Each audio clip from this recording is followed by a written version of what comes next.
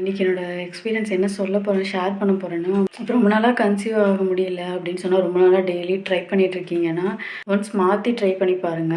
ஏன்னா எனக்கு தெரிஞ்சவங்க வந்து அப்படி சொல்லியிருந்தாங்க. ஸோ அதனால எனக்குமே வந்து கன்சீவ் ஆகாதப்ப சொல்லியிருந்தாங்க. என்னன்னா, நீங்க வந்து இப்போ ப்ரெக்னன்சிக்குன்னு ட்ரை பண்ணா எத்தனை வருஷம் ஆனாலும் சரி, நீங்க என்ன பண்ணுங்கன்னா, ஒரு கேப் விடுங்க. ஒரு 1 மந்த்தோ இல்ல 2 மந்த்தோ உங்களால முடிஞ்சா 1 மந்த் கண்டிப்பா நீங்க ஒண்ணா ஆகாம இருங்க. சேராம இருங்க. ஸோ அந்த மாரி ட்ரை பண்ணிட்டு, இப்போ எனக்குமே சொல்லியிருந்தாங்க.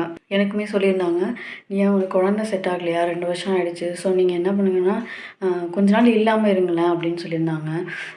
சரி ஓகே அப்படின்னு சொல்லிட்டு ஏன்னா கன்டினியூஸா ஏன்னா என் ஃப்ரெண்டுக்கும் ஒருத்தவங்களுக்கு அப்படிதான் வந்து கன்சீவ் ஆயிருக்கு. ம் எப்படின்னா, அவங்க வந்து 6 மந்த் அவங்க அம்மா வீட்டுக்கு போனதுனால, ஸோ அடுத்தது திரும்பி அவங்க வந்தப்ப அவங்க கன்சீவ் ஆயிருக்காங்க. சேர்ந்தப்ப. ஸோ அந்த மாரி இருந்துட்டு நீங்க ட்ரை பண்ணி பாருங்க.